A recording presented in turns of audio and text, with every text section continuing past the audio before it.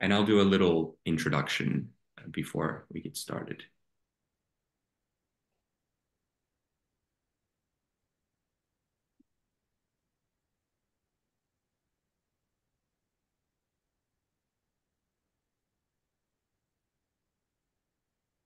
Hi, everyone.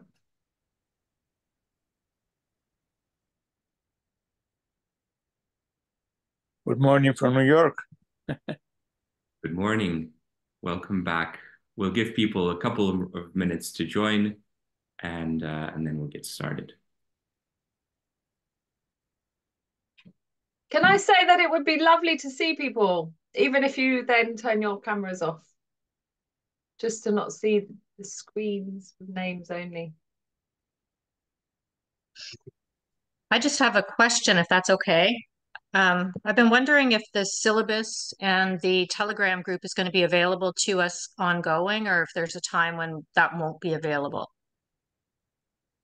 I think we should just keep it open, to be honest. And in fact, the plan always was from the beginning to, at some point after the course concludes, to make all the classes just available freely to the public.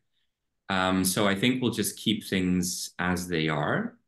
There is a plan already being formed for another round of courses on a range of subjects. So I think the Telegram group is a great space to, where we're already convened, where we can kind of continue on the same trajectory. So yeah, everything will stay as it is.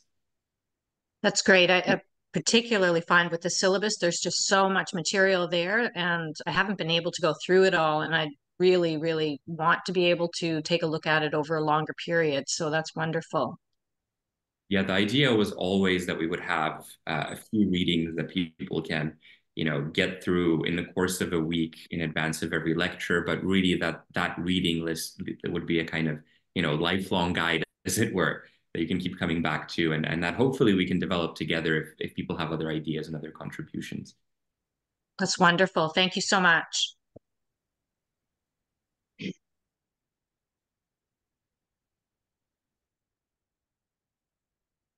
People are still coming in, but I'll start in a minute.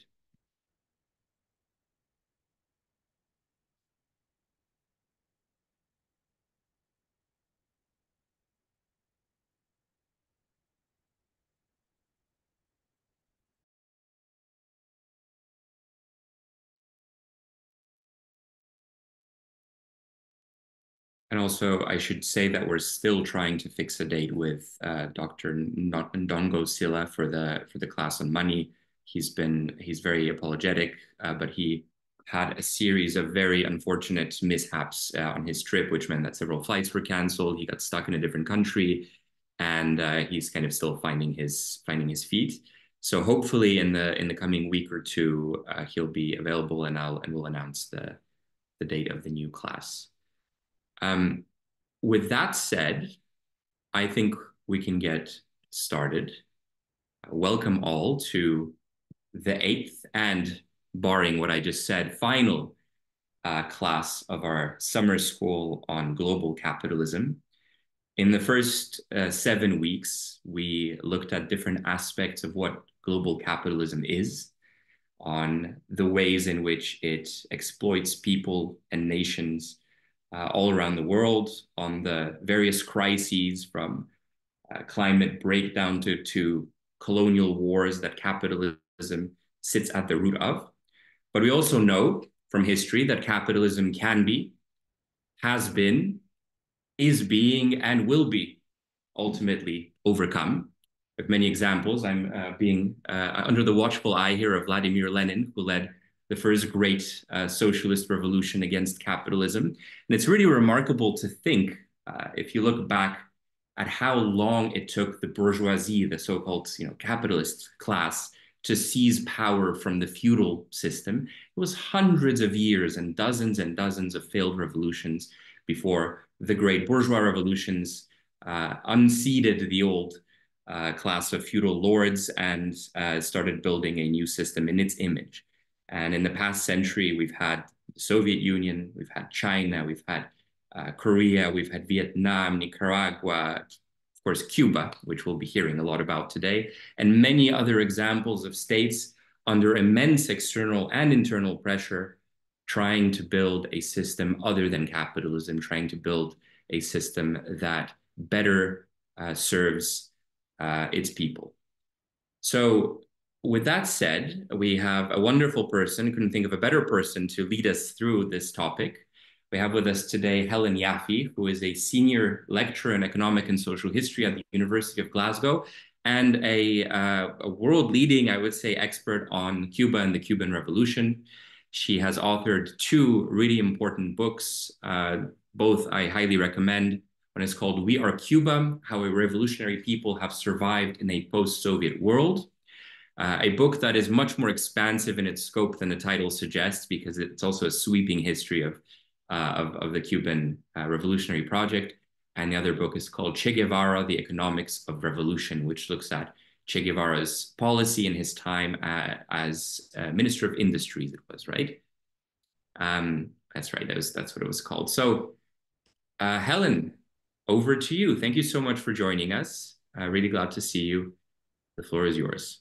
Okay, so thank you so much for Progressive International, for Powell and your team for organising these lectures. Very, very important lecture series, and for inviting me with the difficult job of summing up. I am going to put my stopwatch on because I want to make sure that I don't speak too long and that we have plenty of time for discussion. I'm going to start by sharing my screen. So let me go. And I also, how did we say I had to do it with share sound? I've done that now, so yeah.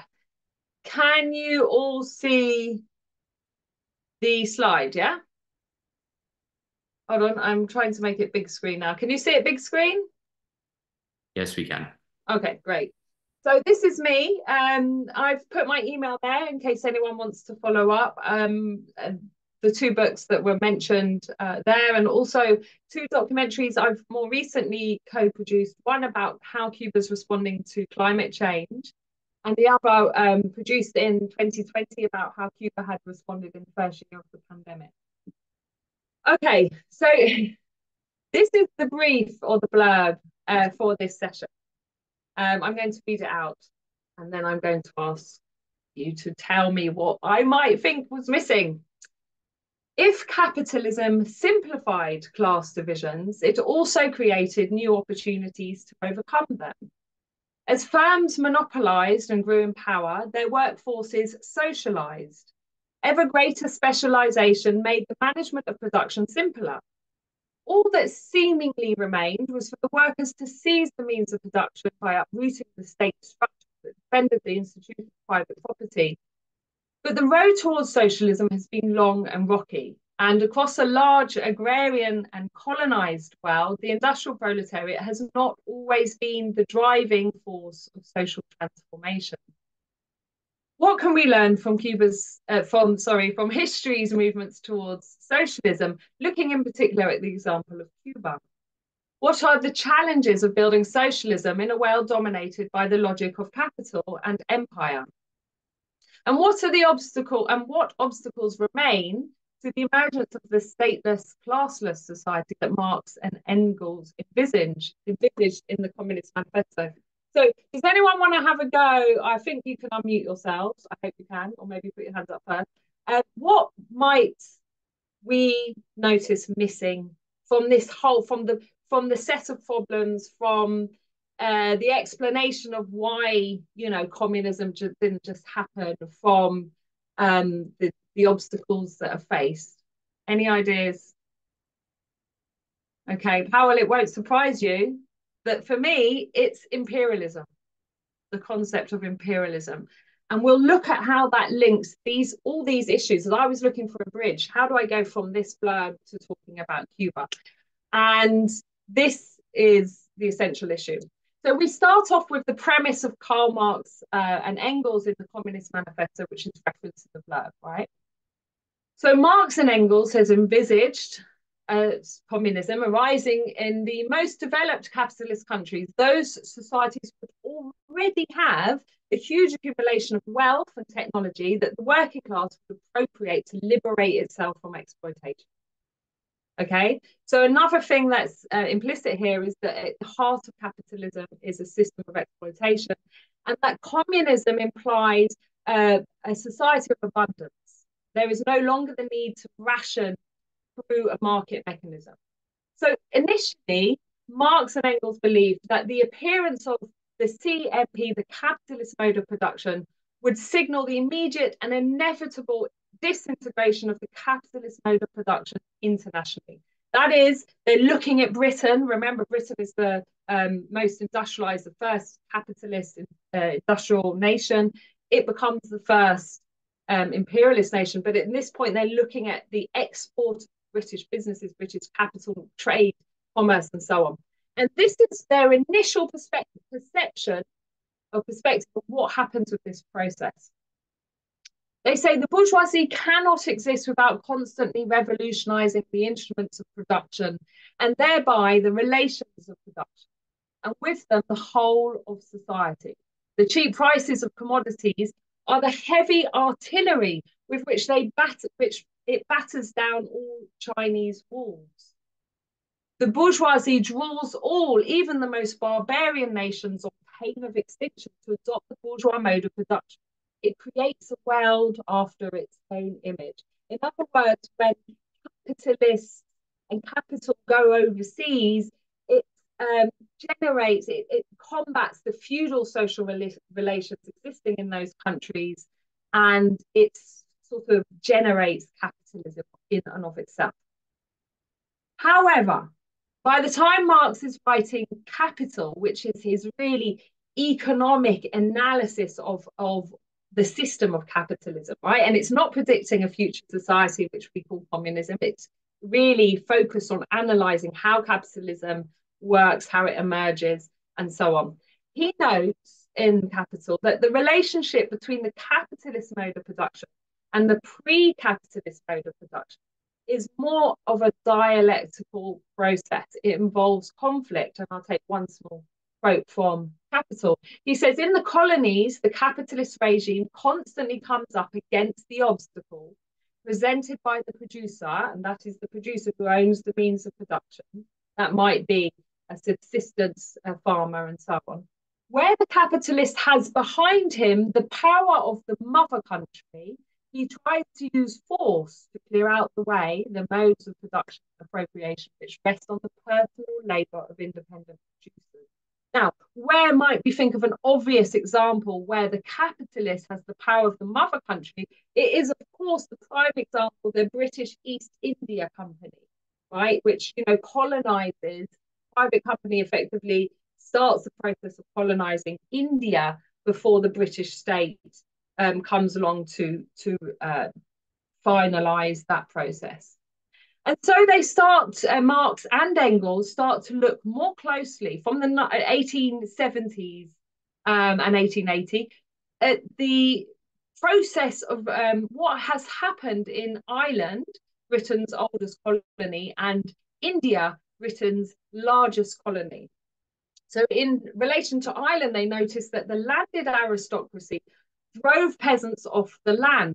But in the absence of industrial development, an alternative form of employment, this meant that they were plunged into poverty and famine. And Marx said in his words, every time Ireland was about to develop industrially, he was crushed and converted into a purely agricultural land.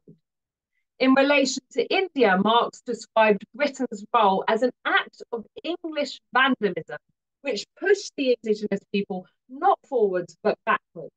So those of you who've looked at this, and there's quite a few excellent new histories, economic histories that have come out. India was really advanced in the textile industry, and that was really dismantled by the British because they didn't want competition. So this led Marx to reassess the effect of the international expansion of British capitalism on its colonies. And they conclude, Marx and Engels conclude, that capitalist social relations and productive forces, i.e. the capitalist mode of production, will only be developed in those sectors and to the extent that they serve foreign capital, in this case Britain, in extracting surplus value, that is profit and raw materials, or creating export markets where they're needed. Elsewhere, countries will be kept underdeveloped, or indeed, as in the case of India I just discussed, they will be underdeveloped. Okay, so Marx and Engels made some other interesting, important observations in relation to imperialism and its impact, this time on the imperialist country. So again, we're using the example looking closely at England, which of course is the first industrial nation, first to have a working class movement. Engels said in 1858 that the English proletariat is actually becoming more and more bourgeois, so that the ultimate aim of this most bourgeois of all nations would appear to be the possession, alongside the bourgeoisie, of a bourgeois aristocracy and a bourgeois proletariat. In the case of a nation which exploits the entire world, this is of course justified to some extent. Only a couple of thoroughly bad years might help here. Now, when he says that, what he means is that, you know, if there's an economic crisis, then you'll see a process of reproletarianization. But some 30 years later, almost 30 years later, Engels observes that during the period of England's industrial monopoly, the working class have, to a certain extent, shared in the benefits of the monopoly. These benefits were unequally parceled out amongst them. The privileged minority pocketed most, but even the great mass had at least a temporary share now and then. And that is the reason why, since the dying out of Owenism, there has been no socialism in England. I mean, I don't have time to go into the sort of histories of all of these concepts, but Owenism was from Robert Owen, who set up workers' collectives and a socialist experiment. It was referred to as a utopian socialist by Marx and Engels. So now we move on. I mean, Powell's already referenced the Russian revolutionary Lenin. So the important thing is I'm trying to draw a bridge from the development of these ideas through Lenin to the Cuban Revolution. So we look at Lenin and his work. Again, you see, Marx and Engels, you'll read them and you'll say, well, I can't find the word imperialism, right? So they're noticing these tendencies, the tendency towards monopoly, which was in the blurb, but then what happens when that is the export of capital? And actually the term imperialism is first used by an English historian called Hobson. In 1902, he produces a book called Imperialism, a Study.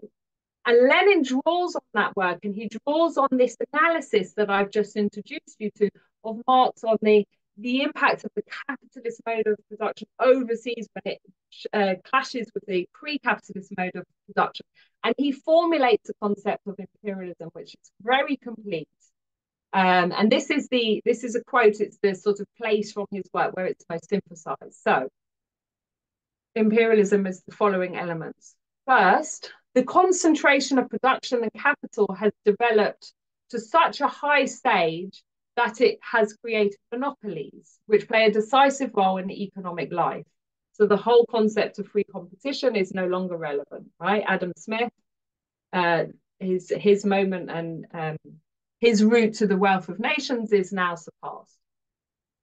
Two, the merging of bank capital with industrial capital and the creation on the basis of this of finance capital or financial oligarchy. Three, the export of capital, and I should be clear because capital in bourgeois economics is sometimes used to refer to machinery. Here we are talking about finance or money, which has the objective of producing more money. Yeah. So the export of capital, as distinguished from the export of commodities, requires exceptional importance. If anyone wants to see a contemporary evidence of this, look at Britain's, national statistics. So in recent years, the wealth that it owns from finance exported has been up to, well, between 5 and 7 times its gross domestic product, which is produced from sort of manufactured goods and so on. So Britain is basically a wealthy country because it exports capital in various different forms of investments, yes, but also loans and very parasitic activities where it's not producing anything. It's just money going out and coming back in greater quantities, surplus value.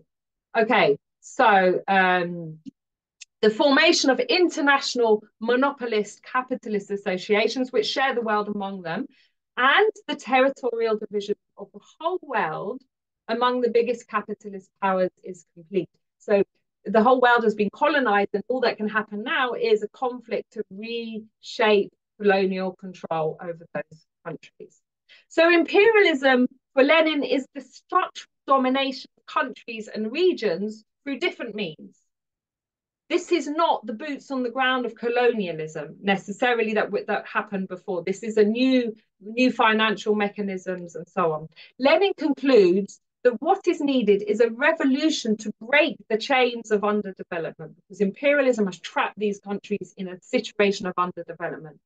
The revolutionary state that then takes over, seizes power, can direct socialist development. So this process of development that was identified, the accumulation of capital, the revolutionizing the productive forces, that has to happen under the direction of a socialist state. But Lenin also followed up on the observations of Marx and Engels in relation to the split in the working class and the labor aristocracy, so the domestic impact of imperialism. He said, in Britain, the tendency of imperialism to split the workers, to strengthen opportunism among them and cause temporary decay in the working class. So he referred to that. He talked about two distinguishing features of imperialism were already observed in Britain in the middle of the 19th century. First, vast colonial possessions, and second, a monopolistic position in the world market. So Lenin notes how under imperialism, a handful of exceptionally rich and powerful states plunder the world by simply clipping coupons, so financial mechanisms. And out of these super profits of imperialism, it is possible to bribe labor leaders domestically in the imperialist countries and the upper stratum of the labor aristocracy. So bribe them to do what? Bribe them to maintain the status quo and to dilute radical movements for revolution. This stratum of bourgeoisified workers, or the labor aristocracy, are, in Lenin's words, the real agents of the bourgeoisie in the working class movement and the labor lieutenants of the capitalist class, the real channels of reformism and chauvinism. So in other words, they play a function on helping to, as I said, dilute or divert revolutionary challenges against the capitalist state. Now, interestingly, Che Guevara's views on, not interestingly, it's not incidental at all, but Che Guevara's views on the global struggle echo those. So Fidel Castro, Ernesto Che Guevara, the Cuban revolutionary leadership that triumphed after 59 follow this Marxist-Leninist tradition very openly. So that's why it's important for us to know what it is, the principles that guide their praxis. That's the combination or the dialectic between theory and action. In the critical notes on Soviet manual political economy that Che Guevara wrote, this is after he'd left Cuba. He was no longer a member of the Cuban government. He was secretly fighting first in the Congo, and then when the campaign in the Congo was defeated, he was in hiding in Tanzania and Prague for a while. His whereabouts was not known, actually, until the 1990s. It didn't come out. And he was working on a serious theoretical work. There's a whole chapter dedicated to this in my book on Che Guevara, but that's just to provide some context. This was a critique of the Soviet Union that was considered to be so sharp and so damaging in some senses that once the Cubans had the manuscript, they kept it secret for decades. So in this work, he goes through the Soviet Manual of Political Economy and he writes critical notes. And we can pull out some of his statements here. He says the tendency of modern imperialism is to share with the workers, that's in the imperialist countries, the crumbs of their exploitation of other people. On the other hand, the tendency to increase production demands an increase in consumption. That is the market. You know, you have to have a market to have demand, generate supply. And that's only achieved in a stable form by making new articles form an essential part of the worker's life. So they are part of the formation of the value of labour power. He cites, for his period in the 1960s, radio, television, cinema, domestic equipment. We could go on to include all manner of items like iPhones and so on, or not necessarily iPhones, but mobile phones. So Che Guevara says that imperialism as a world system tends to pauperize countries while sharing out the crumbs to its working class. And this is the reason, he says, this explains why the mass of workers in the imperialist countries have stopped being the vanguard of the world revolution. So in some ways, we're starting to respond to the blurb for this session that answer that question of why it didn't happen. Now, I've been through his notes with a magnifying glass and pulled out these kind of big lessons from Guevara's views on the global struggle and class forces. They're not all of them are here because these are the ones that are relevant for international forces rather than internally within socialist countries. He says, in the dependent, which is the oppressed or I guess broadly global south or exploited countries, the colonized countries, foreign investment turns the working class in those countries, he's looking very much at Latin America, into relative beneficiaries compared to the dispossessed peasant class whose plight they ignore. So in the blurb, you also talked about, the agrarian movement, okay? Historically, the national bourgeoisie did play a progressive role in national liberation struggles. Again, he's looking at Latin America. Could look elsewhere. Today, national capitalists make an alliance with imperialism, particularly in Latin America and Africa. This is very important when we think about what happened after the revolution in Cuba, why it became socialist. The working class in developed countries do not unite with national liberation movements in a common front against imperialism. They become the accomplices of imperialism from whom they receive crumbs. The authentic miserable ones in most countries are the landless peasants who constitute the true revolutionary force. He goes on to say the working class in the imperialist country strengthen in cohesion and organisation, but not in consciousness, by which he means a sort of proletarian internationalist consciousness. Imperialism has created a dichotomy in their attitude. Greater organisation and consciousness of domestic class exploitation, but without proletarian internationalism externally, which is why, at least for now, they are no longer the revolutionary vanguard. And on this question of greater organisation and so on, you can look at some of the trade unions in Britain. I'm sure it's the same in the United States. I mean, they have annual incomes that are equivalent to corporations. They pay salaries that are equivalent to corporations and so on. So he concludes that opportunism has won over an immense layer of the working class in the imperialist countries in respect to their relations with the dependent countries.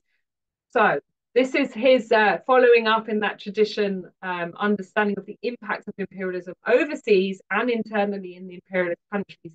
And so we have a historical situation where the only countries that have attempted to construct socialism are underdeveloped countries, lacking those large accumulations of capital for investment, the advanced technology, and the dominant industrial proletariat, which were the premise, as reflected in that blurb, but also in the quote from the Communist Manifesto of how, the workers would be able to take control of the means of production. So this map shows, I just picked this up on the internet, I haven't examined how exact it is, but, the countries that have had former Marxist-Leninist countries, it says the small pink one there, and China is a current Marxist-Leninist countries. We can debate that. Countries that have referenced socialism in their constitutions are in blue, and countries that were formerly referenced socialism are in purple. So what you can see is this is not Europe and the US, right? It's not the advanced capitalist countries. Okay, So if we understand that this struggle is taking place in underdeveloped countries, then we have to think now about the challenge of development. You've got some wonderfully, these two graphics here wonderfully sum up some of these issues. But here is our question for all of us. How do countries develop? It's the free market or state action that is decisive, that is the main lever for the, revolutionizing the productive forces. Where can developing countries get the capital they need to invest in infrastructure and social welfare? So, technological changes take money. Where are they getting that money from to invest in, social welfare, building schools, hospitals, training doctors? It all requires investment. Where can that come from? And how can, if it has to come from externally, because these are poor countries, how can foreign capital be obtained, but under conditions which don't then obstruct independence, don't obstruct such development or undermine sovereignty? So how can, we all know, I don't need to tell you, this is a reference to all of those trade deals from the IMF, the World Bank. Yes, we will lend you money, we will help you in a crisis, we will help you build an airport, but you need to, in return, take these measures, roll back the state from education, healthcare, you need to privatize, and so on and so forth. I know that you've had a session on neoliberalism. How can international trade be used to produce a surplus so that countries have their own funds for investments? How can it be used to produce a surplus in a global economy marked by deteriorating terms of trade? Now, to get that concept in a very quick way, this is a key concept in development studies, in economic history, the deteriorating terms of trade. Fidel Castro once did a speech where he pointed out that, and I'm paraphrasing because I don't have it in front of me, but for Cuba to buy one bulldozer in 1960, they used to need to sell something like 20 tons of sugar. By 1980, to buy one bulldozer, Cuba had to sell 80 tons of sugar. So you can see that what's happening is the value on the market of the raw materials principally produced in the developing world or underdeveloped world is falling compared to the cost of the machinery, the technology that is produced in the advanced capitalist countries or imperialist countries. Okay, so this challenge that I've outlined is actually faced by the global South in general, whether or not they're seeking to build socialism or develop national capitalism. And this is one of the things I try and do in my work, is sort of kind of counter the sort of Cuban exceptionalism and to point out actually, Cuba is a nation like most countries in the world that was subjugated to colonialism and then imperialism, and that has been its big battle. So imperialism, this next slide is on this, imperialism and underdevelopment in Cuba. In Cuban history, the demand for sovereignty or the commitment to sovereignty and social justice were absolutely key for revolutionaries since the struggles for independence from Spain. So there were 3 wars for independence from Spain. Most of you will know that the independence wars took place in Latin America in the 1820s. By the end of the 1820s, most of those Spanish colonies were independent republics, right? But for Cuba, it was much later. So 3 wars of independence over a 30-year period. Very, very brutal, destructive, the use of concentration camps, many killed and so on. But it's argued they're the first use of concentration camps. Okay, but those demands were still central to the platform of the Cuban revolutionaries in the 1950s. And they, Fidel Castro, Camilo Cienfuegos, all the free revolution, because there were 3 armed revolutionary groups in the 1950s that eventually came together. They were very much self-declared to be in that legacy, in that tradition of the revolutionaries who fought for independence.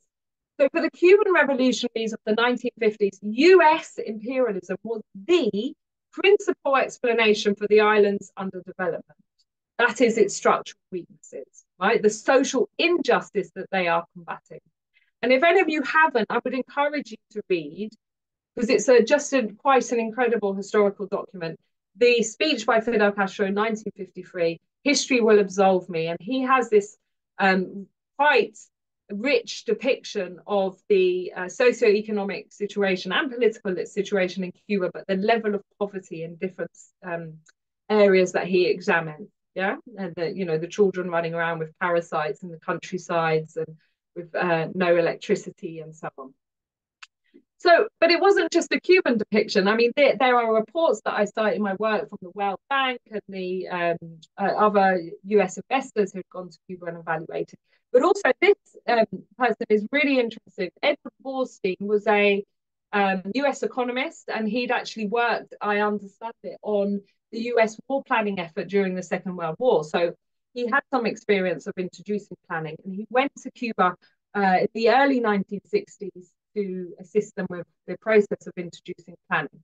And he wrote a wonderful book. It's called The Economic Transformation of Cuba, or something like that, published in 1969. And this is such a strong summary of the situation that I've actually used it in both of my books on Cuba. He said the central fact about the Cuban economy before the revolution was neither its one crop concentration on sugar, nor the monopoly of most of the agricultural land by huge latifundia, that's plantations, nor the weakness of national industry, nor any other specific characteristic. Until the revolution, the central fact about the Cuban economy was its domination by monopolies, by American imperialism. It was from imperialist domination that the specific characteristics flowed. Unless this is recognized, the Cuban Revolution cannot be understood.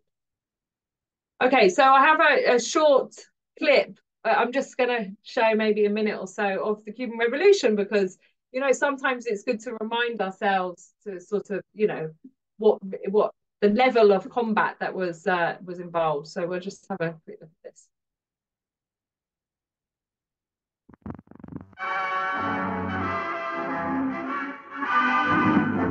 First films of Cuban rebel leader Fidel Castro and his ragged force in their mountain stronghold, made shortly before fighting erupted in all 6 of Cuba's provinces.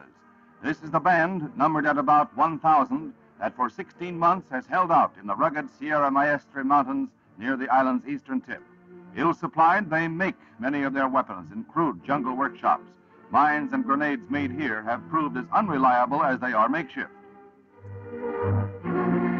One of Castro's most potent weapons has been the mimeograph. Pronouncements and propaganda have circulated throughout Cuba by pamphlets and by radio, despite secret police efforts to stamp out the underground. Castro himself has become a figure of legend in the 16 months since he invaded Oriente province from a small boat. The rebels' actual achievements were few for most of that time, but by mere existence and survival, Castro's force has both grown and exerted an influence out of all proportion to its size.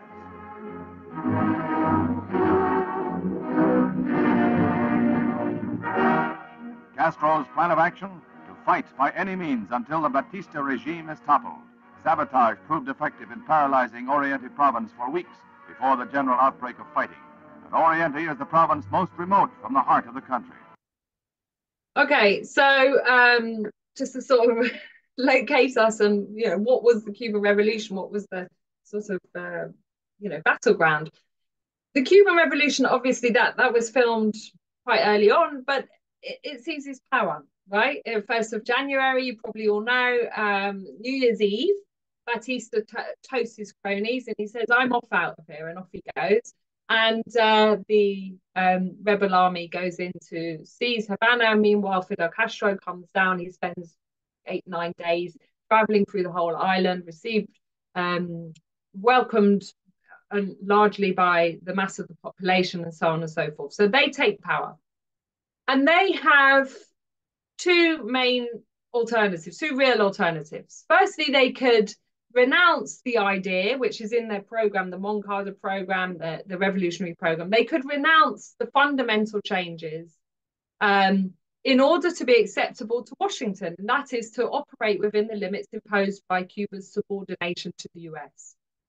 or they can be consistent with the Moncada program, the promises of the revolutionary group, and pursue deep structural changes. So really searching for that, pursuing that sovereignty, real sovereignty, and social justice. And that requires breaking the dependent relationship and building real sovereignty. That means confronting US imperialism and those allied with US imperialism within Cuba, which is the Cuban capitalist class. It's very weak and dependent on the relationship with the United States.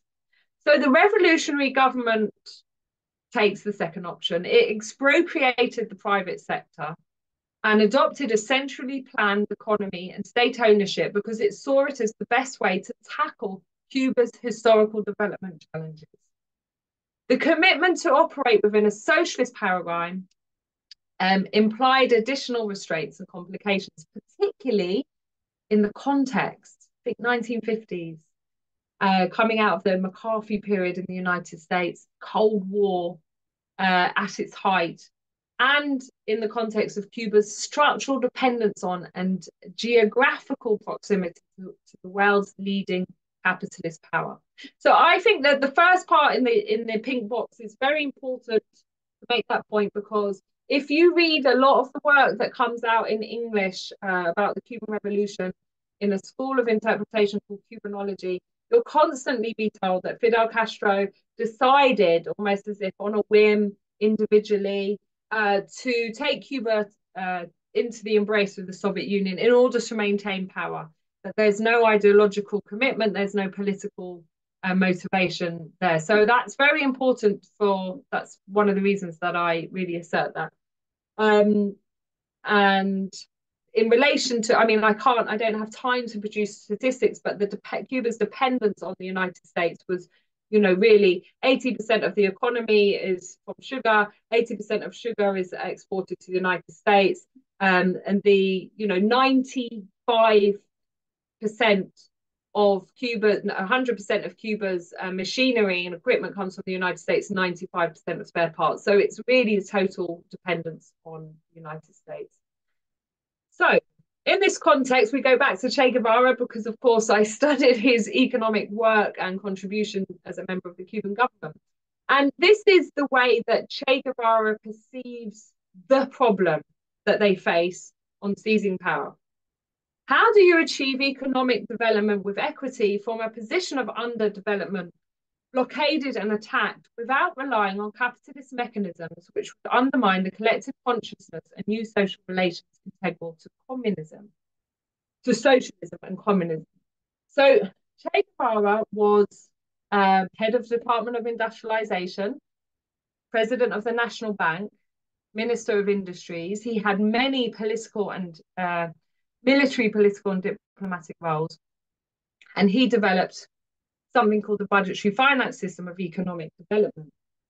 He set up 9 research and development institutes within the Ministry of Industries, which is MINID for short. So if you're interested in this, you'll have to go on and read my book on Che Guevara, but I'll just give you a brief outline. The 1960s were a period of turmoil and transition. You have the threat of nuclear war, you had invasion, you had nationalizations, you had the exodus of all the professionals and managers who ran the country, the complete shift in trade partners and international relations, and the introduction of socialist planning. And yet, under Che Guevara's directorship, Cuban industry stabilized, diversified, and grew. So he didn't just play a practical role or a managerial role, he also played a theoretical role. And his ideas on the transition to socialism were influenced by 3 sources. First, he was really, he went right back and looked at Marx's analysis.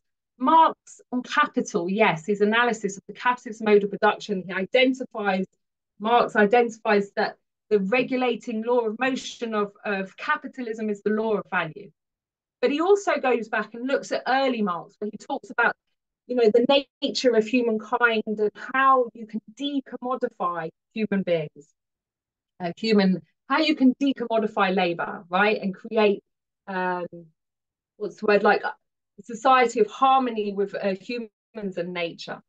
He's also very up to date with the Soviet political economy debates, at least what he can get hold of in Spanish or French, he read French.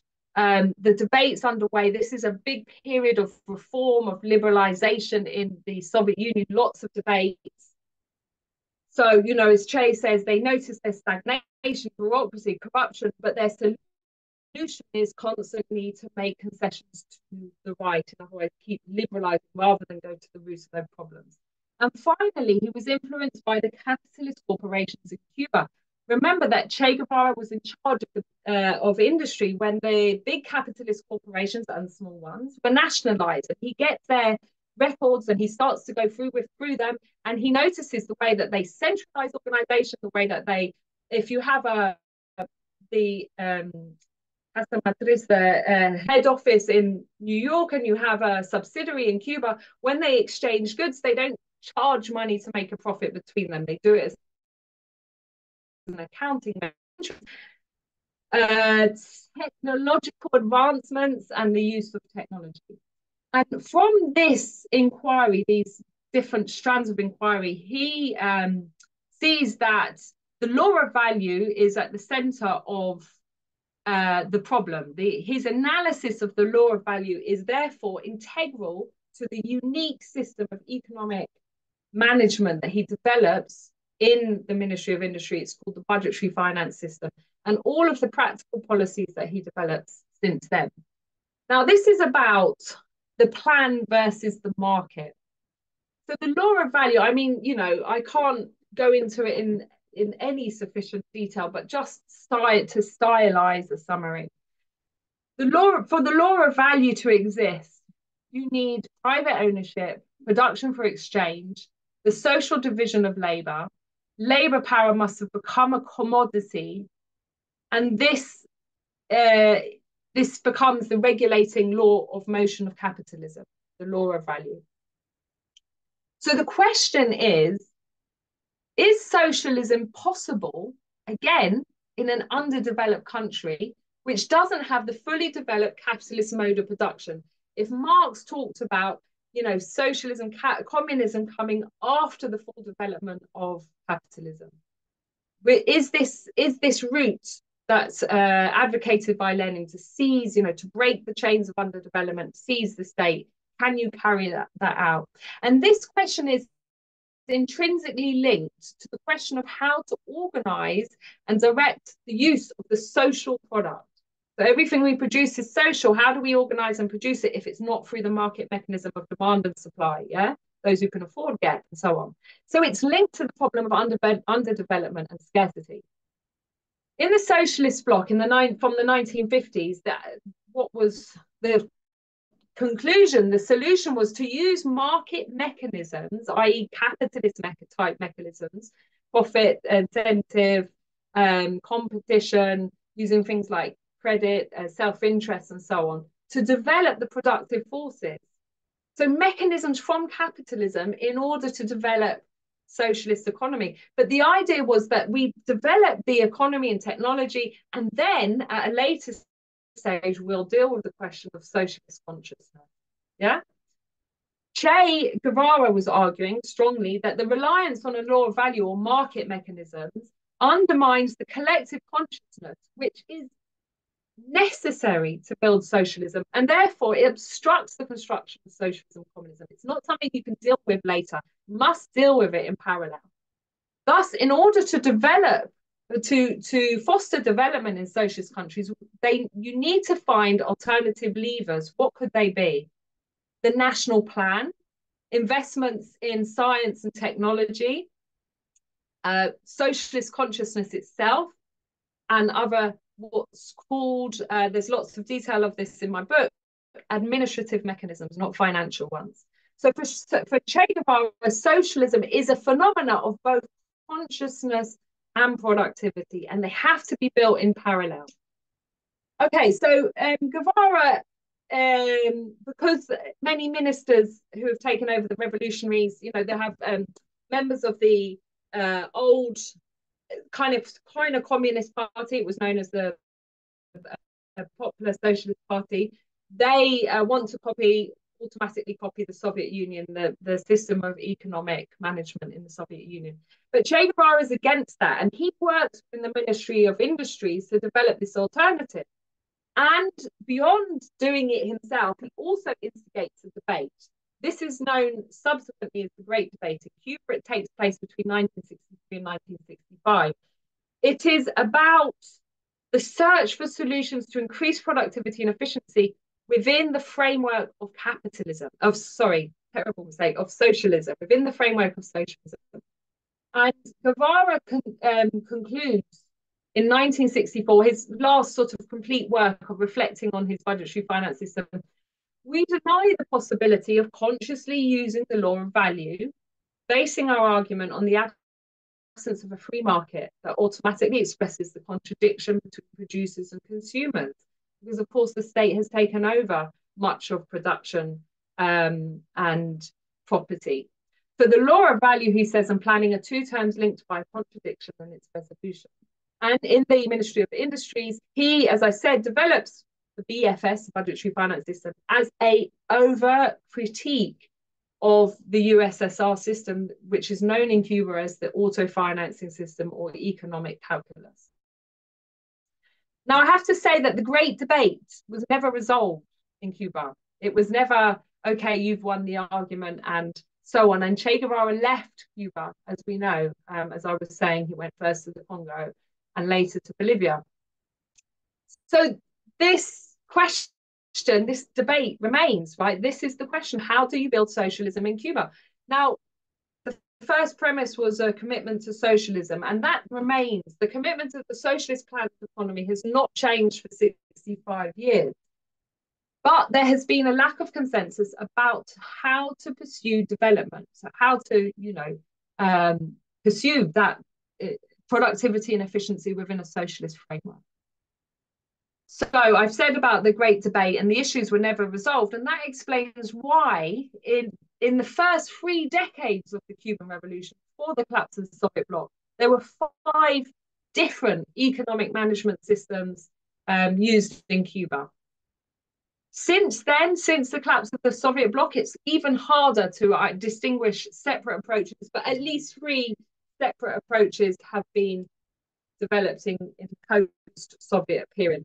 And what they have in common is that each one of them has reframed the relationship between the market mechanisms and the state plan, according to the economic and political imperatives of the period and according to international conditions. And I will get on to talk about the US blockade, because that is, the United States relationship with Cuba, because it is very decisive. It is the decisive factor in terms of Cuba's international conditions.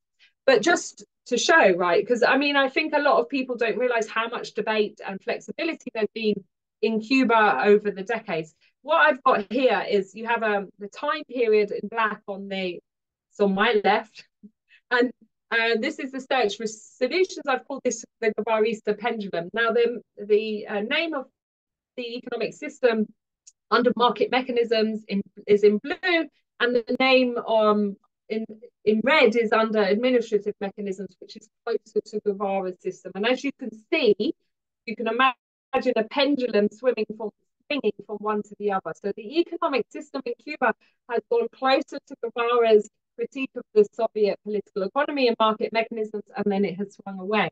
As you can see, we are in this period of the guidelines of updating the Cuban economy and many other measures that have been taken since 2011, which is very much in the blue period. And we can think about the reasons, we can discuss the reasons for that. So these issues remain today unsolved in the process of updating, which was initiated. Raul Castro introduced this process for updating the economic and social system.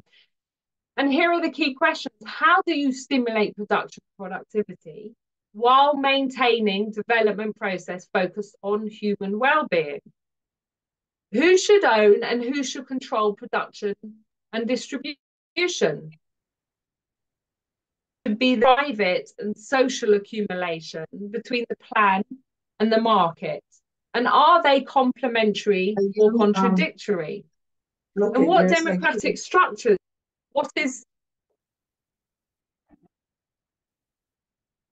What is the role of culture and consciousness?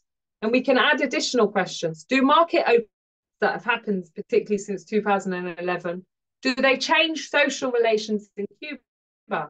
How can they be controlled? And what are the political objectives? Okay, so I started with the theme of imperialism. I've talked about the Cuban Revolution. I've talked about internal debates within Cuba of which economic management system to use. But I'm going to link back. Imperialism is still the issue. In 1961, Fidel Castro said, this is what they cannot forgive, that we have carried out a socialist revolution right under the nose of the United States. And since then, we've had 65 years of manifold and unrelenting aggression from the world's dominant economic and political power. It has taken the form of overt and covert military action, sabotage and terrorism by US authorities and allied exiles, economic warfare, imposition of the blockade to asphyxiate the Cuban economy and its people, and to obstruct third parties' trade with Cuba, pressure on regional and international governments to isolate and ostracize Cuba, encouraging illegal and dangerous emigration. For example, two campaigns with a title was the campaign to encourage unaccompanied Cuban children as young as 3 to be sent away from their parents in Cuba. That was Operation Peter Pan, carried out with complicity of the CIA and the Catholic Church, 1960 to 1962, and to encourage the abandonment of Cuban doctors of their international missions under the medical parole program, which lasted until just before the end of the Obama mandate. The obstruction of remittances, family visits, visas for Cubans, whether it's for scientific conferences, whether it's to see a dying relative, lucrative funding for regime change. So the standard approved by the US Congress amount for regime change, they call it democracy promotion in Cuba every year, is 20 million. That's just the flat rate with, and that's the publicly revealed amount. Most aspects of this wretched history are well documented, and I'm sure that I could probably point you to a book on each, or several books on each of those bullet points. The US blockade is really a complex of different legislation. So we talk about the blockade, but it's actually, you know, legislation it starts with legislation from 1917, obviously pre-Cuban Revolution, but that is legislation that is signed every year. The President of Cuba re-signed, President of the United States re-signed the Trading of the Enemy Act. Cuba is the only country sanctioned under that act today. So we can see then it's, you know, there's a spate of legislation in the 60s. And again, in any moment when Cuba is going through a crisis in the 1990s, when it's left isolated after the collapse of the Soviet bloc. Those are the titles. I've written book chapters and articles about this. So if anyone's interested, I can give more information. But between 2017 and 2020, Trump added 243 new action sanctions and coercive measures. And over 50 of those were during the COVID-19 pandemic, when international organizations were asking for countries to not implement sanctions that would affect countries' capacity to respond to the health crisis and to the welfare of their population. But Cuba was very hard hit by sanctions during the COVID pandemic. It couldn't get medical ventilators, it couldn't get syringes for a long time for its vaccine program. And Biden administration has added some sanctions of their own. So I've got some slides here. I'm coming up to an hour now. I'm going to do the main block of slides. I do have some additional ones for if themes come up in the questions and so on. But the US blockade, I just want to make clear, we call it a blockade, not an embargo, because it is extraterritorial. It blocks Cuba's transactions of any kind with the rest of the world, including humanitarian donations. I can give you plenty of personal examples. But it takes this character from 1961 when the Foreign Assistance Act says any country that helps Cuba will have its own funding from the United States withdrawn. In 92, as I said, Cuba is left isolated by the collapse of the Soviet bloc. It has to integrate into the world economy, into the world capitalist economy, because it has no alternative. And at that point, the US passes the Torricelli Act, which prohibits foreign-based subsidiaries of US companies in third countries from trading with Cuba or Cuban nationals. It says any ship that docks in Cuba will be banned from entering the US for 6 months. It denies foreign assistance and debt relief to countries aiding Cuba. 1996, this is strengthened. All of these regulations are strengthened, and it also threatens entities and individuals in third countries with legal action and denial of entry to the United States for trafficking in nationalized property. If you have a British business and you go and deal with a hotel that used to belong to private US interests and now belongs to the Cuban state, then you can be done under Title III of the Helms-Burton. And other regulations, endless other regulations. For example, third country manufacturers cannot export to Cuba any goods containing 10% or more of US components without a license. And the license starts from a premise of many licenses. So this is a complex web of overlapping legislation that is almost impossible to navigate. It obstructs trade and investment. But I should also say, because there are accounts of this in my book from people I've interviewed, it makes even the collaboration between Cuba and a US cancer institute to develop Cuba's cancer immunotherapy, lung cancer immunotherapy, was extraordinarily complex and involved multiple lawyers for this reason. There is no doubt that the US blockade is the greatest obstacle to Cuban development. So this, again, is imperialism at work. So I'm now trying to jump. See, I had so much to cover. I'm now trying to jump to Cuba of today, or Cuba for over 65 years of the revolution. And this is the slogan in Cuba today since Fidel Castro has stood down. He died. Raul Castro has stood down. The president of Cuba is Miguel Diaz-Canel. And in this epoch, since he took over, the slogan in Cuba is Somos Cuba, somos continuidad. We are Cuba, we are continuity. And I put my book there, which has a lot of information about developments in certain areas. But I'm going to go through the key tenets of Cuba's socialist system that remains despite all of the hardships and different stages that it's been through. The commitment to real, genuine sovereignty and social justice remains. The centrally planned economy dominated by state ownership and welfare-based development, i.e. production is still carried out for people, not profit. Free universal access to healthcare, education, art, culture, sport are considered constitutional or even human rights. Participative democracy and grassroots representation. I have a slide on that. I think I will include. Combating discrimination and exploitation. I'm not going to say they have eliminated racism and sexism. Those are ongoing battles in Cuba, but certainly at the institutional legal level, they have made great progress. Anti-imperialism. So Cuba promotes a global struggle against diverse forms of underdevelopment and imperialism, colonialism, and neocolonialism. They view global poverty and poor health as resulting from those exploitative structural conditions. For this reason, Cuba was as ready to send military soldiers to combat, to fight for national liberation, to fight against the apartheid South African troops, as it is now to send medics around the world.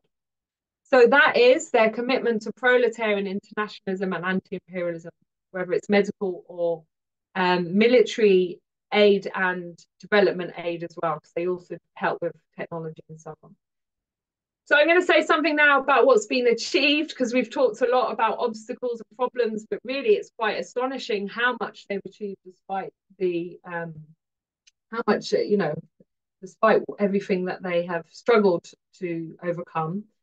Cuba has the highest ratio of doctors in the world, teachers, art instructors in the world. by far 3 times more doctors per person than the United States. It has free universal access to health, education, sport, art, and culture. Remember, this is a country, a small Caribbean island that was colonized for 400 years and then subjugated to US imperialism. It's an underdeveloped country, and it can still provide those it can still share out the resources it has to provide that at high levels. 96% of Cubans own their own home. Those who pay rent legally cannot be asked to pay more than 4% of their income. Cuba has a world-leading pharmaceutical and biotech sector, many world firsts. I've mentioned the lung cancer vaccine. There's also, I think I've got a slide on it. I'll see if I've got time to introduce, but it's there if anyone wants to discuss. World leading on sustainable development. That's not my judgment. That's according to several scientific reports. A recent report by Jason Hickel on his Sustainable Development Index has put Cuba first. Cuba has a long-term state plan to confront climate change, which takes it up to the year 2100. It's not based on private interests and trying to convince corporations to, play nice. It's based on community mobilization and national resources. This is one of the documentaries that I co-produced. It's available on YouTube, so you can watch it in your own time. Cuba has more Olympic medals per capita than any other country in Latin America and the Caribbean. All democratized, it's free, and it's available from the grassroots to the elite level for everyone. Progressive social laws. Most recently, the Cubans had a referendum over the Families Code that was passed in 2022, regarded as the most progressive in the world. And gender equality. Women are 60% of professionals, 50% of engineers. I do have a separate slide on that, which I'll only pull up if someone's more interested. I want to say something in terms of participative democracy, because of course you're probably sitting there thinking, but I was always told that, Cuba's a dictatorship. Fidel Castro was a dictator. And in fact, I'm writing a book chapter right now on how the system of political representation and participation works in Cuba. So I'm very, zoomed in on this at the moment. But Cuba has a participative democracy, which is organized through the National Assemblies of People Power. These operate today at the municipal, that's the sort of neighborhood level, and the national level. But until 2019, so most of the period, they have also operated at the provincial level. So Cuba has 15 provinces now. Delegates and deputies, or 16 now, because they made 2 new ones. Delegates and deputies in these assemblies of people's power are accountable. They have to render, they call it render accounts. So they have to meet with their voters every 6 months as a minimum, and give an account of what they have been doing, their representation. And if the constituents aren't happy, they can be instantly recalled, and they are also unpaid. So there is no material incentive for someone to become a politician in Cuba. Half of the people sitting in the assemblies are representatives of Cuban communities or neighborhoods. The other half are representatives of sectors or interest groups or identity groups, so trade unions, women, small farmers, students. Today in the National Assembly, there are 3 representatives of religious organizations, and there will be other sort of more specific interest groups there too. There are, from the election of 2023 in the National Assembly, 56% of women, 45% of non-white Cubans. The average age is 46, so much younger than the revolution. And it also counters the notion that, no one young in Cuba supports the revolution. 20% of them are, that's 1 in 5, are 18 to 35 years old. They also, in terms of their participatory democracy, it's organized through something called the Organizations of the Masses. So there's a women's federation, there's a small farmers association, there's trade unions, 19 independent trade unions, there's street committees, there's university students who are guaranteed a place in parliament, and then there's middle school students. There's also actually a children's from 7 to 14, the Pioneers, and many other groups. They also have something called People's Councils, which were set up in the 1990s to deepen democracy and encourage foster greater participation, greater control of communities, by communities of communities. They have one in every neighborhood. It's part of this general process of decentralization to the municipalities of budgets and decision making. They have processes of national debates, consultation, and referendum. So I gave you the example of the Families Code. That was actually debated by everyone who wanted to get involved in Cuba. The same constitution, and all of the views are recorded, analysed, and changes are made. So in the guidelines, which I mentioned that Raúl Castro introduced in 2011, they were debated by millions of Cubans, and 68% of the guidelines were changed after that debate on the basis of what the population said. So well beyond a paper exercise. Okay, in terms of internationally, the main achievement of Cuba has been consistent with its anti-imperialism. So support for national liberation struggles, guerrilla movements, particularly in Latin America, newly independent post-colonial governments like Angola, which I mentioned. In the 1960s and 80s, military civic internationalist missions were present all over Africa and the Middle East. So Cuba has had people in most countries in Latin America. They never go, in Africa. They never go anywhere without invitation. So just need to make that clear. They were key in repelling apartheid South Africa's invasion of Angola, and which led to the liberation of Namibia, which was occupied for many years by South Africa. The researcher, Piero Iglesias, who's done a lot of work on Cuba's role in Africa, has summed it up thus: no other third world country has ever projected its power beyond its immediate neighborhood. Cuba is a founding member and key proponent of the non-aligned movement. Post-1990, it managed an insertion into the international capitalist country without being forced to transition to capitalism. So that is quite a feat. It expanded international development aid and medical exports, for example, mainly in health and education. Exports mainly in health and education. So Cuba has people working in nearly 60 countries around the world. When COVID happened, it had medics already operating in 59 countries. And Cuba today has diplomatic relations with 195 countries, which is up from just 50 on the eve of the Cuban Revolution. And this is despite US efforts to isolate Cuba. This paper clipping here talks about more than 10 million literate people around the world who have benefited from the Cuban method and Cuban educators under the Yossi Puel Yes I Can program. I have a slide here on the different forms of medical internationalism. I'll just really briefly go through this. Response to medical emergencies, the Henry Reed contingents most recently, where all went to, I think, nearly 50 countries with teams of experts in infection and virology in response to COVID-19. They have provided, the second form is providing sustainable public healthcare services in developing countries. Third is treating foreign patients in Cuba. The biggest program of that was the Children of Chernobyl program, which is hardly ever talked about, even though 26,000 people from the area around, not just Ukraine, Belarus, some from Russia, benefited over 21 years. Most of them were children. Operation Miracle, which restored the eyesight of 6 million people by 2019. And then training foreign students in Cuba. In 1999, Cuba set up the Latin American School of Medicine, through which tens of thousands of young people from the poorest countries have graduated as medics and encouraged to go back to serve poor communities. The director of the World Health Organization, the previous one, said for the first time ever, there is a university or medical school where you have more chance of getting in if you are poor, Black, a woman, Indigenous, and so on.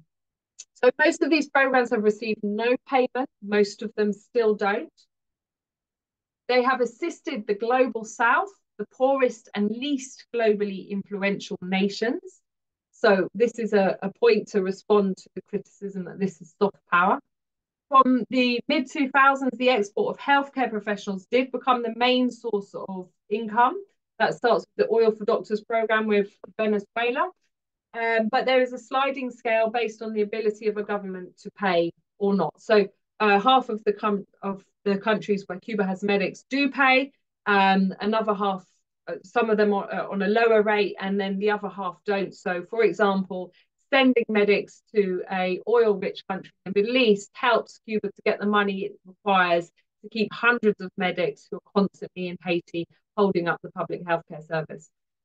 Cuba, as a proportion of its overseas development aid, as a proportion of its GDP, has been calculated by a Guatemalan researcher to be 6.6% of its GDP, which is phenomenal. It's nearly 5 billion annually between 1999 and 2015. So if you think about the cost of the blockade in that period, it is about the same. So then you have to think if Cuba didn't have the cost of the blockade, potentially it could double its amount of overseas development aid. How does that compare with the rest of the world? It's by far the world's highest ratio of international cooperation to GDP. The European average, compared to 6.6 for Cuba, is 0.39%. And in the United States, it's 0.17%. Okay, I think this may be my final slide. So socialism is capacity building. The socialist system is established in the Cuban constitution and national laws. Cuban law promotes public and collective values. This is really helpful when it comes to environmental legislation, for example. The state-dominated, centrally planned economy. It means that Cuba can mobilize resources and direct national development strategy without having to negotiate with private profit-seeking interests. If you think about COVID, you think about what our governments had to do to get private companies to take measures in the interests of public health. Very difficult. State investments in science and technology since literally the beginning of the revolution, since 1960, Fidel Castro was talking about how this will be a nation of scientists, yeah? Both in investments in the education, but also in the infrastructure. And the whole concept is that these are the investments by a socialist state to advance social development. This is not about making scientific discoveries for personal profit, through patents and so on.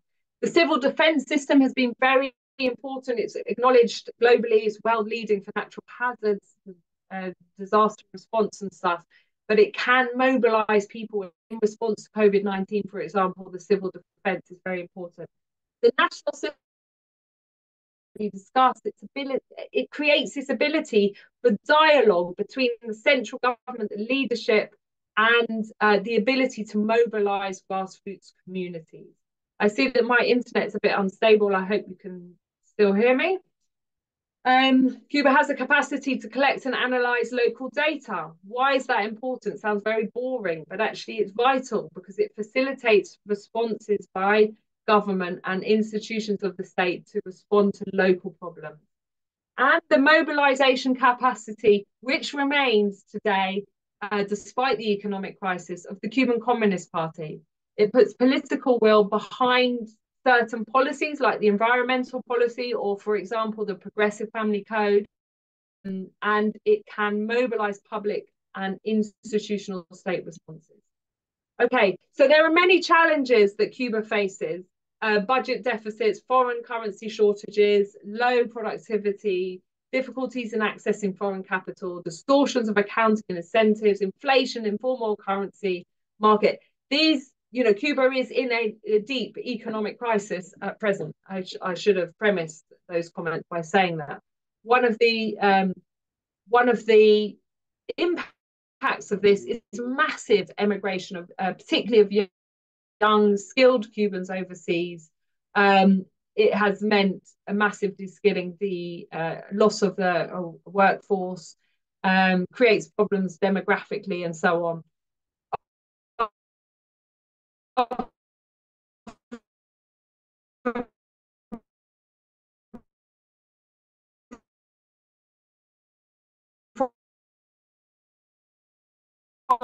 problems.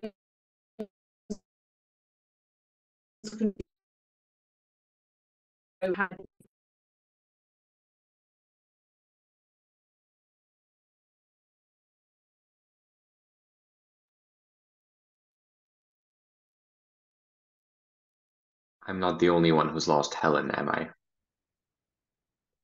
Helen, we've lost you.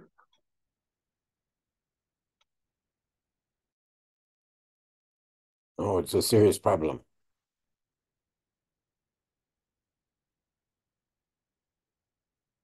Well, she's managed to stay on for an hour and a quarter.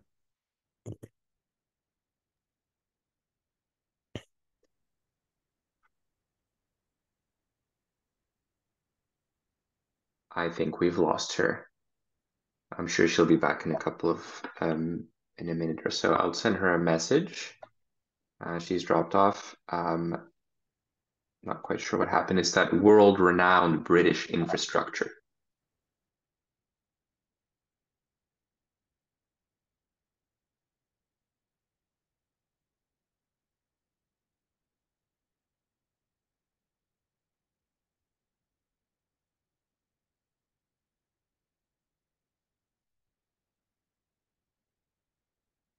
Oh, she says that she's there, and please unmute her.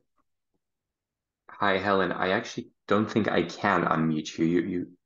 I can request that you unmute yourself.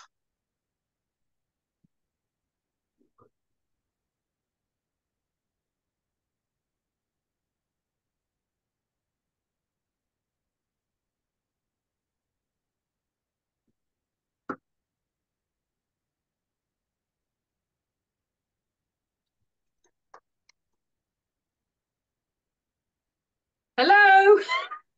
There you are. Hi. That was so. I was getting the message to say unmute, and I was clicking it, but there was another thing that popped up saying, "Did you agree to the recording of the meeting?" So once I clicked that, Welcome back. oh gosh, okay, I was very near the end. I shall I just carry on without the slides, or shall I connect? Okay, let me just. I'll see if I can reconnect. I've definitely spoken for longer than I planned to, but that always happens. Can you see those? Yeah? Yeah? Fine. Okay. That's fine. So the impact of COVID-19, the close down of tourism, the crisis in Venezuela, instability in Latin America, rising international crisis. But drawing it back to our theme of imperialism, I can say that all of these problems have their roots in or are linked to imperialism. Okay, can I go to? So my conclusions, I'm getting there in the end. Socialist Cuba continues to defy expectations and flout the rules, creating an alternative model of development that prioritizes human welfare and environmental concerns. That this poor blockaded island has achieved world-leading human development indicators, that it mobilizes the world's largest international humanitarian assistance, that it has contributed to global innovations in medical science, that its contributions in culture and the arts are admired throughout the world, is an achievement to be examined and respected. And we're left to ask, what could the revolutionary people of Cuba achieve if they were left in peace, if they were finally given the chance to prosper and not just survive? I'll stop there. Bravo. Thank you so much. That was a really beautiful, comprehensive, and sweeping account. I think, and you did a wonderful job of kind of marrying the theoretical, foundational theoretical elements with the practical processes that we see in Cuba. I have many questions, but I've promised myself that I won't take up any time here because we have a lot of people who I'm sure are also eager to ask their own questions and share their own reflections. So I'd like to invite people to raise their hands if you would like to ask a question. Maybe we could take 2 or 3 questions at a time. Helen, would that work for you? Yeah, that's fine. And then we can, yeah, because we have about 30 minutes left at most.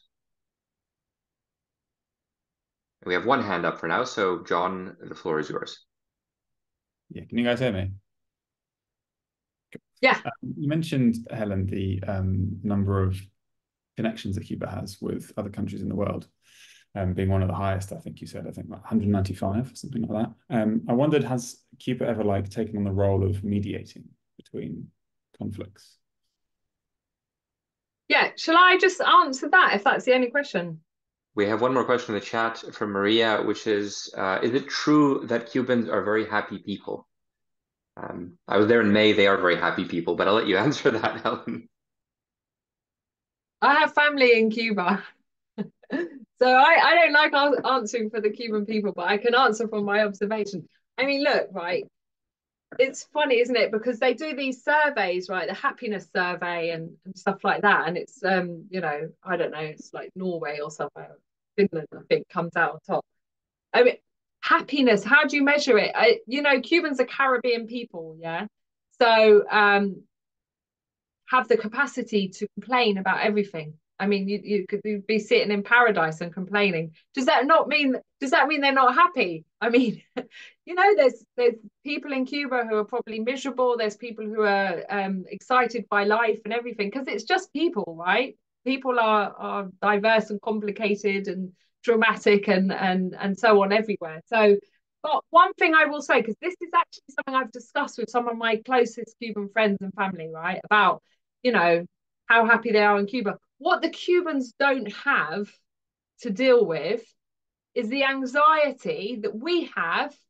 And I would say anyone here who's from the global south would relate to this a lot more. Actually, you know, I'm from Britain, right? I can get ill and go and get free medical care. Yeah. Because I'm relating this to the anxiety of knowing, you know, can you get medicines when you're sick, and your children? Will you have a roof over your head? For example, I'm talking about climate change, and you'll see if you watch the documentary, there's an examples of people who have, you know, their homes are vulnerable, or their homes have been destroyed by the sea coming in, sea levels or wind, hurricanes. And the Cuban state takes responsibility for building them new homes, rehousing them. But they also understand. So there's a whole load of homes. There's about 1 million people they've calculated who are vulnerable to climate change, right? The population of Cuba was before 11.2 million. It's now fallen because of massive emigration. It's a long, thin island, right? So a lot of those people live on the coast. And that's a huge proportion, 9% or more of the population who are vulnerable. In the next few decades, they will no longer be able to live where they live. And the Cuban government is going to those communities. The Cuban, it's not just, I say the government, I mean, what's that? In Cuba, it's very hard to distinguish. They have the Ministry of Science, Technology and the Environment has an office in every neighborhood. So they are people from that neighborhood who are trained as environmental scientists, right? And the civil defense who have early detection of problems. And, you know, they work together and they're saying to those communities, you're in danger. We're going to need to move you. And lots of times they have already done it, rebuilt whole communities, but they recognize that you can't just build homes. You have to build doctorate surgeries. You have to build employment. You have to build the Casa de Música, the music house, for the social and cultural access. So, you know, I'm a long way round to answering this question. Are Cubans happy? Well, they may or may not be happy, but they are certainly released from a lot of those anxieties that are created with the commodification of labor.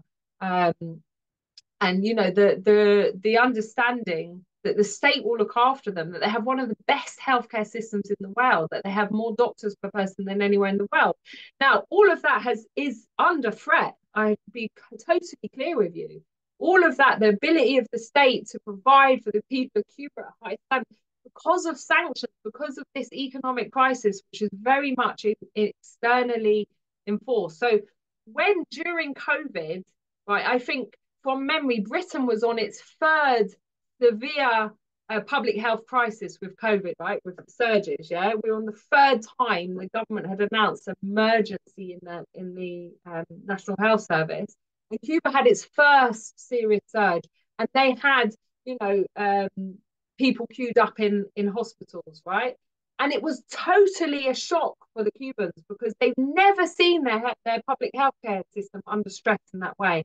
And actually that was linked to the July, the 2021 11th of July protests, right? It was linked to that. So why did that happen? That surge happened because Cuba had developed a vaccine, an outstanding vaccine. After 4 years later, they're still showing the effectivity is 90+%.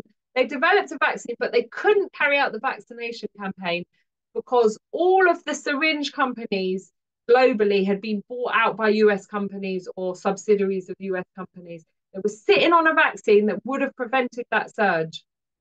Yeah, and in the end, it took donations from solidarity groups, particularly in the United States, to buy that, bought 6 million, 10 million, I don't know what, vaccines for the vaccination campaign. So that's a long way round to the question of are Cubans happy? But in relation to the mediators question, I mean, this is a really relevant question. I had another slide about the well, let me first start talking about Cuba's mediating role. Yes, Cuba's played a mediating role quite a few times. They played a role in the 1980s. In Guatemala, there were 3 armed groups that were fighting against, you know, they were sort of national liberation Marxist groups, they called themselves. And the Cubans helped to a process of bringing them together.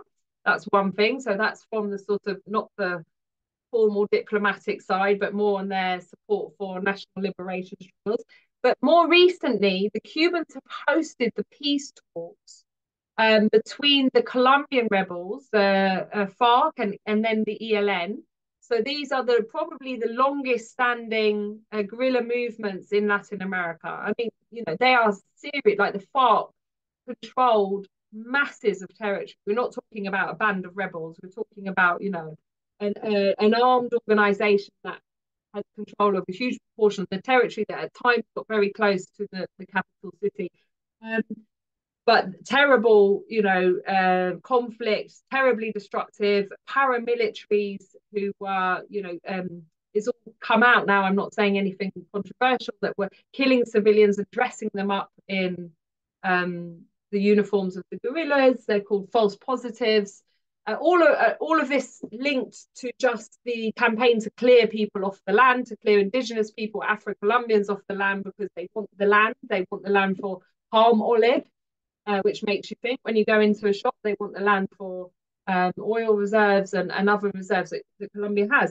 And Cuba played a role as the mediator between first the FARC, but then the ELN and the government of Colombia. And it was supported in that process by Norway, and I think possibly other institutions, maybe the Catholic Church. I'm not sure in which negotiation they were involved. But the point is that before these negotiations could take place, they signed an agreement that under no circumstances would any of the representatives of any party be jeopardized by participating. What happened subsequently under the right-wing government previous to Petro, who's now in Colombia, the government made a demand that Cuba should send the negotiators from the ELN to the United States, I think, to face trial. And the Cubans refused because it would have been a violation of this agreement. And Norway also refused, right? But Trump's response was to use this as a pretext to put Cuba back onto what's called the state sponsors of terrorism list.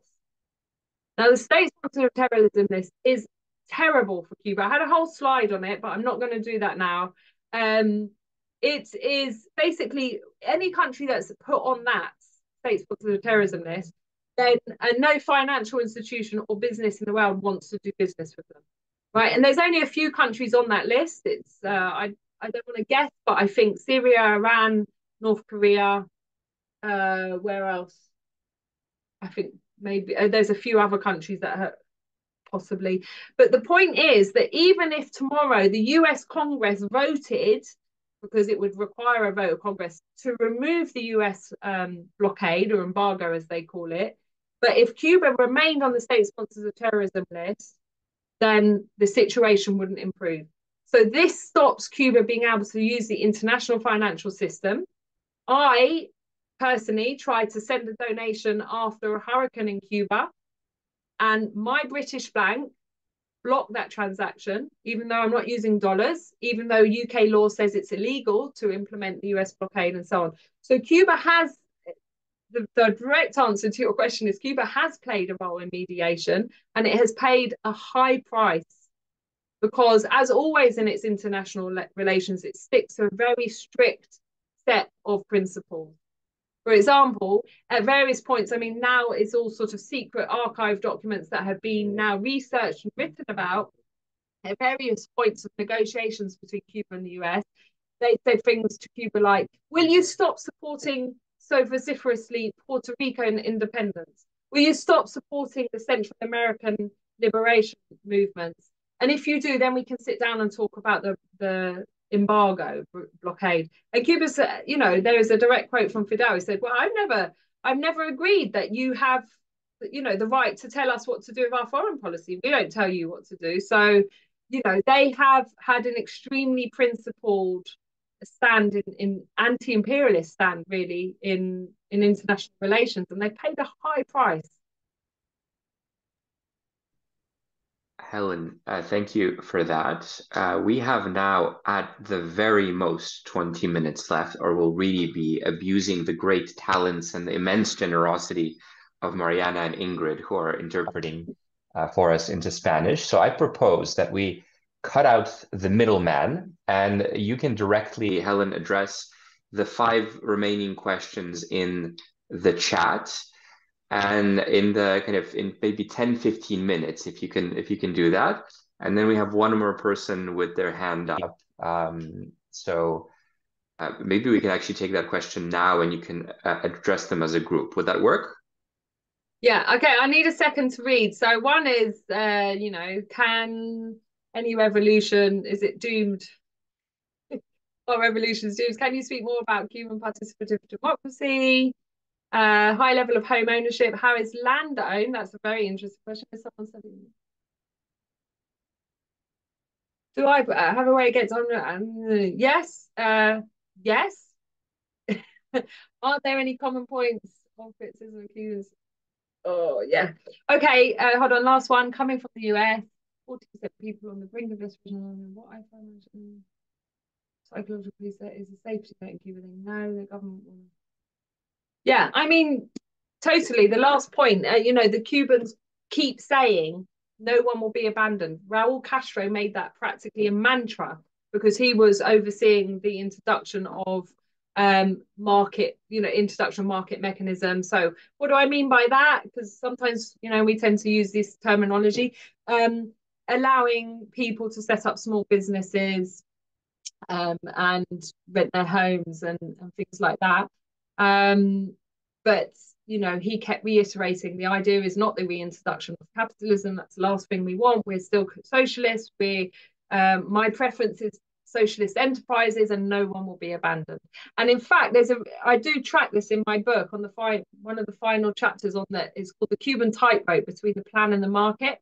There is a moment when they've gone through they're introducing the reforms, and the focus is on economic efficiency and the results and so on. And there is a pushback from Cuban social scientists, sociologists, political scientists, and so on. And they say, stop. People are being left behind. Inequality is returning to Cuba. And this cannot be allowed to continue. And you see the process change. So the dialogue from the government changes, and then a whole new set of documents are introduced. One called Conceptualization of Cuban Socialism. The other is the National Plan up to 2030. And they incorporate, again, they reiterate the importance of this theme of social justice and not leaving people behind. So I hope that kind of answers that. The land in Cuba. So essentially, you know, we've done some work on, I know I've read some material on the land ownership in Britain, right? Because of austerity, because of house prices and so on. And interestingly, even the privately owned land in Britain is the property of the crown, right? Of, you know, the monarch. So even if you think you're the private owner, if the crown, the establishment wants to move you, they can. In Cuba, all of the land can be, you know, privately owned, but in the same sort of sense, the subsoil and everything under the land belongs to the state. It belongs to the government. That means that you can't just rock up and go, oh wow, I own this land and there happens to be an oil well, and so I'm going to exploit this oil and produce oil and sell it. You can't do that in Cuba. All the minerals and materials under the soil belong to the Cuban state. And that is really key. Remember the theme I was talking about, real sovereignty. That's one of the ways I'm talking about real sovereignty. Yeah? Being able to control the natural resources of your country. And that's why Cuba is very hesitant with foreign investment. So when they finally started to introduce foreign investment out of necessity in the 1990s, it was very controlled. It was joint ventures initially only, where the Cuban state owns 51%. And subsequently, although now you can have a private investor that is a 100% owner, the process they have to go through for approval of their investment, which analyzes the conditions of workers, the environmental impact, are really thorough. So, yeah, there is private ownership in Cuba, particularly of the land. So they never, ever nationalized all land. They left small farmers. In fact, the Cuban Revolution created small private farmers, right? In the agrarian reform law of 1959, they created, I don't know, 43,000 new private farmers, something like that. And you have a lot of the land owned in cooperatives. Some people regard cooperatives as a socialist form of property. Others don't. It's some sort of non-state. In Cuba, they refer to it as non-state ownership.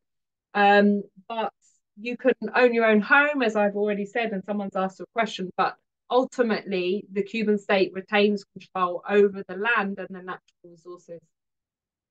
Home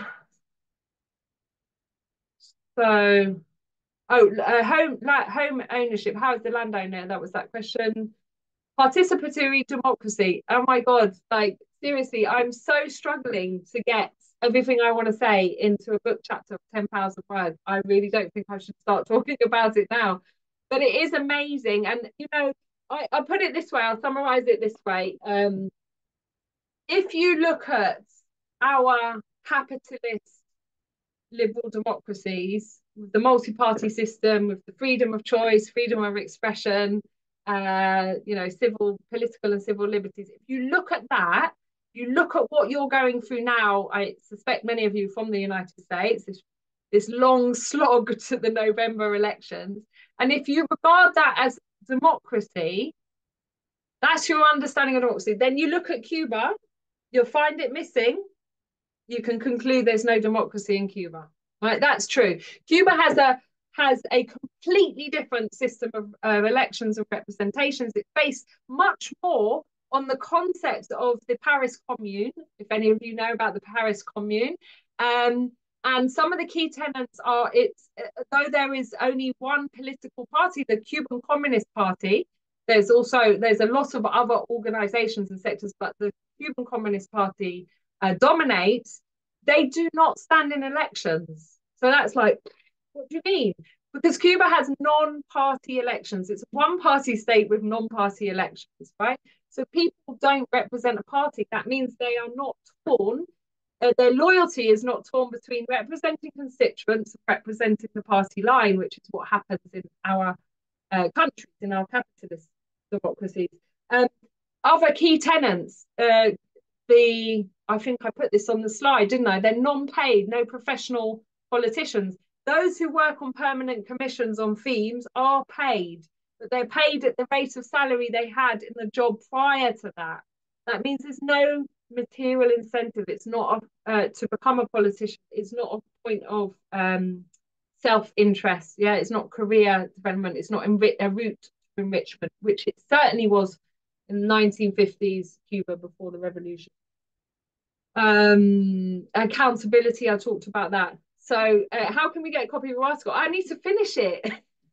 I need to finish writing it and then I can share it. But I had to stop working on it to prepare for this lecture. So be patient. There's lots of really good material already out there. Peter Roman has written on Cuban democracy. Arnold August, who else? D.L. Raby. So there is material. You can write to me and I can give you a list. That if you speak Spanish, there's a lot more, obviously. Can a country in the global south undermine the capitalist system or be doomed? Listen, I'll tell you something. That is the only option, because capitalism is driving humanity to extinction at a rate of knots. And I don't think we have the option of saying, you know, do we want to sit back and take the easy road? All over the world, people are rising up. What are they rising up against? It's that unifying theme. It's imperialism, right? Imperialism has created such gross inequality, such brutal ways of living, you know, where a child dies every few seconds of malnutrition and diarrhea, easily curable diseases, right? So, you know, climate change is driving millions of people to flee their homes. Where are they going? Well, they're going to where there's more resources. Yeah, they're going to the imperialist countries. Those battles, I don't know if you know, we've just had, you know, race riots in Britain, right? And this is all, it's all starting to, you know, the situation is becoming much more desperate, isn't it? And I think that, you know, let's look at Africa. I think a lot of really interesting political developments are taking place in Africa. Look at Latin America.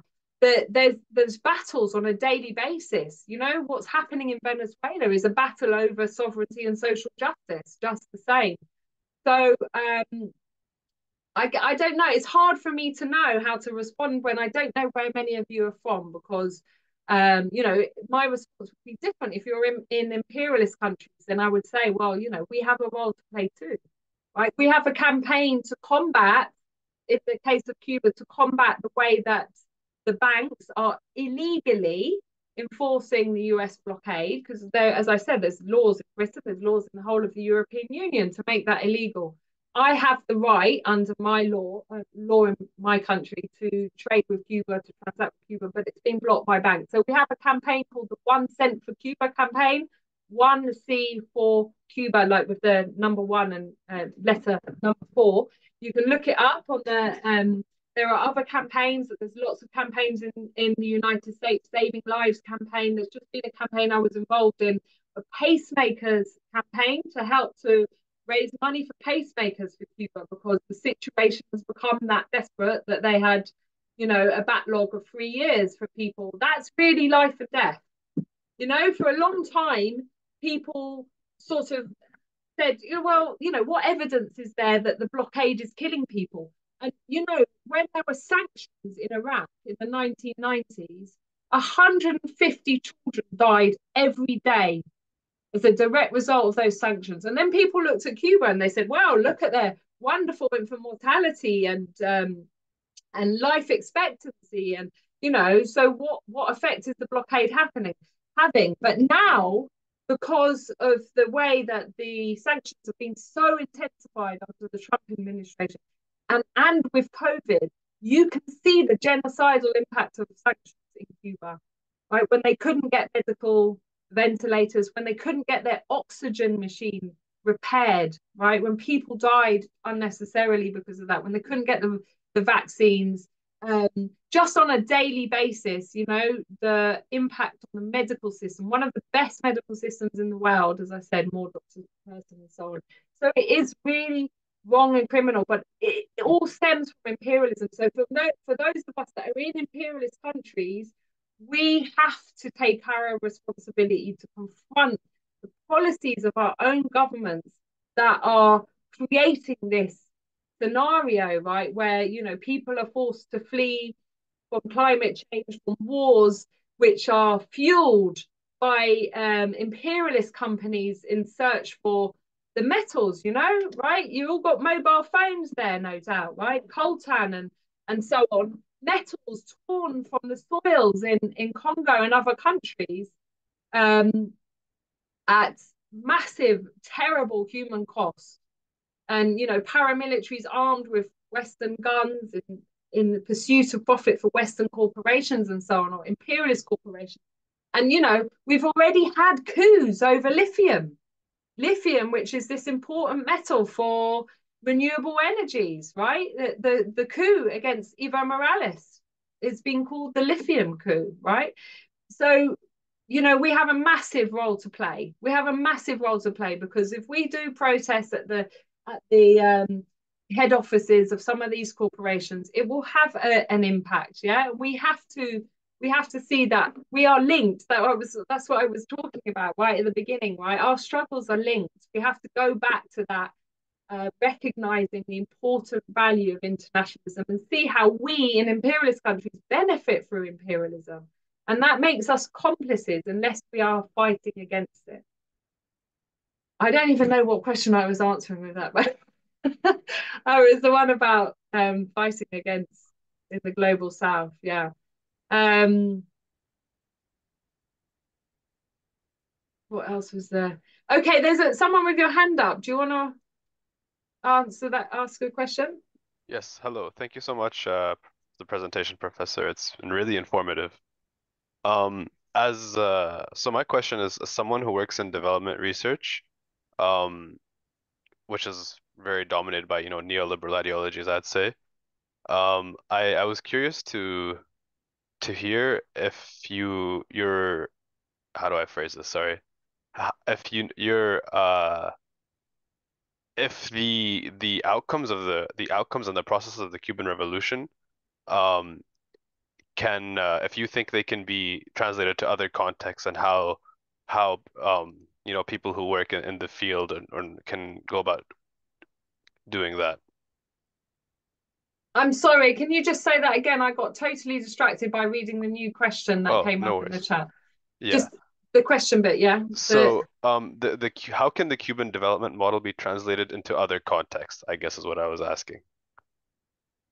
Yeah, I mean, right, it's difficult, but the Cubans are always open to collaboration, and they're very modest. They never say, look, you're getting it wrong, guys, right? If you want to raise infant mortality, you do it this way. But even in terms of climate change, right? So because I produced this documentary about the state plan to combat climate change, it's called Tarea or Life Task in Cuba. And a lot of events, people say, well, how can we copy what the Cubans are doing? It's very difficult, because the whole context, the political economy context, is different. As I'm saying, the state owns resources. The state doesn't have to negotiate with private interests and so on. But there are elements that can be adapted. And Cuba is in close collaboration with countries in the Caribbean about some of its approaches and so on. So not just Caribbean. I'm just speaking of the through CARICOM, the Caribbean community. There's a lot of scientific involvement, but also, I mean, countries turn to Cuba directly, right? I mean, that incredible statistic: 6.6% of Cuba's GDP in overseas development aid. I mean, you're in development studies, right? You won't have seen that statistic.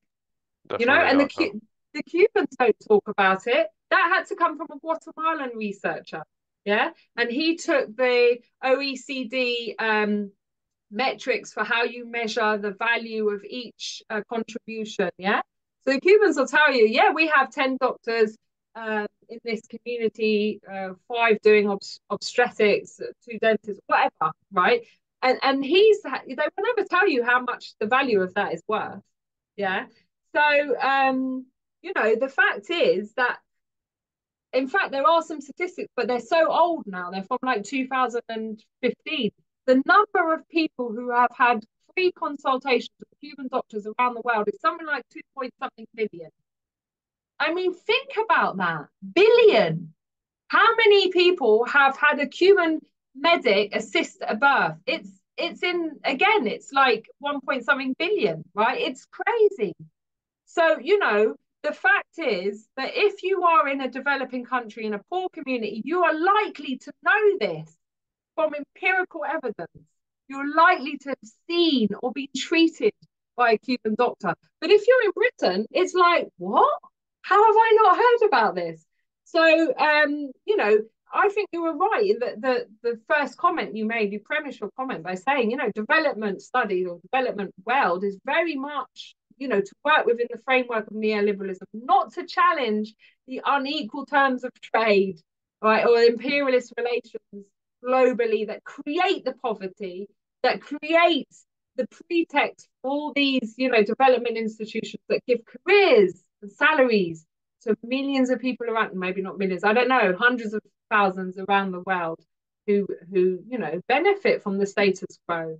And, one of the things that the Cubans face opposition for when they send medics, I can give you examples from Brazil, from Venezuela, when they first sent medics there, they face massive opposition from the private medical sector because they don't want the Cubans there showing it can be done for free. They don't want those problems resolved because then they're out of a job, right? So, I think it is one of the things I say in my introduction, right? Cuba is a country of contradictions. On the one hand, they have met several years ago most of the Sustainable Development Goals or the UN's goals, except the financial ones because they're a poor country and so on. But they're not upheld as a model for development, and we know why. It's political and ideological. Thank you so much, Helen. With that, sorry, can I just say there is one question which I don't want to appear that I'm avoiding, and it was the question about complaints. Are there any common points of criticism that Cubans in Cuba level at the government? I mean, everything, I mean, this is a sign of a healthy democracy that everyone has, you get two Cubans in a room and you get 3 opinions, right? And I think, the difference is there's moaning into the wind in an echo chamber, and then there's taking your complaints to the president of your street committee or taking your complaints to the People's Council, or being yourself a candidate in the municipal assembly and raising the issues that you feel are not being dealt with adequately.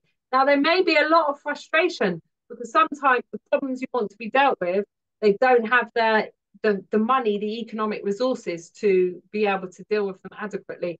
But those complaints are being heard. I mean, Cubans don't hold back. And then the other issue, which I've touched on, some people might think, oh, she's sort of hasn't emphasized it enough, is massive emigration because people are exhausted of the scarcity of getting up at 5 a.m. to queue for scarce goods. Why do they have to queue? Because the government doesn't leave it to the market mechanism to decide who gets access to food and medicine and so on. They distribute it more fairly, but it means getting up at 5 a.m. to queue for food before going to work or caring responsibilities, and people are tired. And in the US, the Cubans are the only citizens of anywhere in the world that can arrive legally or not at a legal entry or an illegal entry, and have been able after 1 year and 1 day to get citizenship. So to get residency formally and then citizenship. So, there's a big pull factor as well. But yeah, Cubans criticize the government about everything, and they are also criticizing themselves in the sense that they are local government and so on. So those are really hurried replies. As you see, I like to contextualize and historicize all of my responses, but I hope that's been adequate. Thank you so much, Helen. There is one other question that we won't take today, just so everyone knows. It is uncommon for interpreters to do more than half an hour at a time, and we've had immense efforts from Ingrid and Mariana, who each interpreted for an hour today. So thank you so much, Helen.